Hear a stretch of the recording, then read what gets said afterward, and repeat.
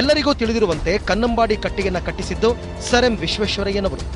ಆದರೆ ಅಸಲಿ ಸತ್ಯ ಏನಂದ್ರೆ, ವಿಶ್ವೇಶ್ವರಯ್ಯನವರಿಗೂ ಮೊದಲೇ ಇಂಥದ್ದೊಂದು ಅಣೆಕಟ್ಟೆಯನ್ನ ನಿರ್ಮಾಣ ಮಾಡಬೇಕು ಅಂತ ಕನಸು ಕಂಡವ ಟಿಪ್ಪು ಸುಲ್ತಾನ.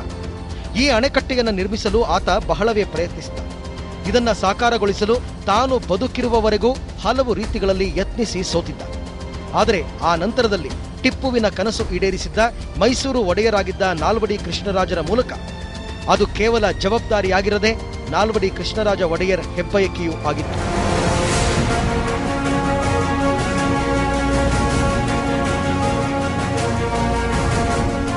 ಹಾಗೆ ನೋಡಿದ್ರೆ ಕನ್ನಂಬಾಡಿ ಟಿಪ್ಪು ಕಂಡ ಕನಸು ಎನ್ನುವುದಕ್ಕೆ ಈಗಲೂ ಕನ್ನಂಬಾಡಿಯಲ್ಲಿ ಶಾಸನ ರೂಪದ ಪುರಾವೆಯೊಂದಿದೆ. 1911 ಅಕ್ಟೋಬರ್ ನವೆಂಬರ್ ತಿಂಗಳಲ್ಲಿ ಶಿಲಾನ್ಯಾಸ ಮಾಡ್ತಾರೆ. ಶಿಲಾನ್ಯಾಸ ಮಾಡುವಾಗ ಅಲ್ಲಿ ಅಗಿವಾಗ, ಈಗ ಎಲ್ಲಿ ಕನ್ನಂಬಾಡಿ ಕಟ್ಟೆಗೆ ಅಗೆದಿದ್ದೀವಿ ಆ ಜಾಗದಲ್ಲಿ ಅಗಿವಾಗ ಬೇರೊಂದು ಶಿಲಾನ್ಯಾಸ ಮಾಡಿದ ಕಲ್ಲು ಸಿಗುತ್ತೆ ಅಂತ ಹೇಳ್ತಾರೆ.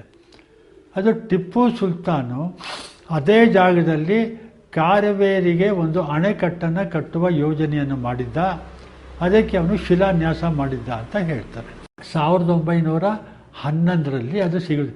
ಇವರು ಕಾಕತಾಳಿ ಏನು ಅಂದರೆ, ನಾಲ್ವಡಿಯವರ ಈ ಯೋಜನೆಗೆ ಎಲ್ಲಿ ಅಗಿತಾರೆ ಅದೇ ಹಳ್ಳದಲ್ಲಿ ಅದು ಸಿಗುತ್ತೆ.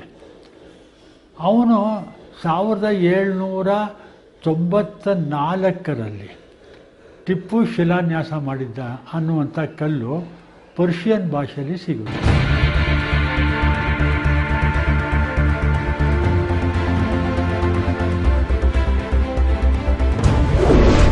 ಕನ್ನಂಬಾಡಿಯಲ್ಲಿರುವ ಟಿಪ್ಪು ಶಾಸನದ ಒಕ್ಕಣೆ ಕರ್ನಾಳುವಾದ ಭಗವಂತನ ಹೆಸರಲ್ಲಿ ಸ್ಥಾಪಿತವಾದದ್ದು.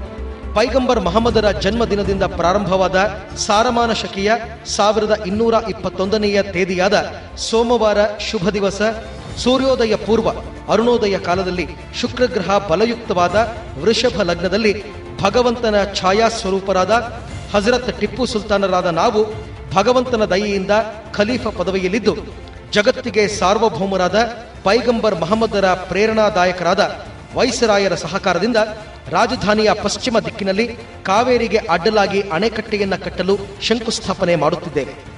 ಇಲ್ಲಿ ಕಟ್ಟಿರುವ ಅಣೆಕಟ್ಟೆಯು ಭಗವಂತನ ದಯೆಯಿಂದ ಆಗಿರುವುದು.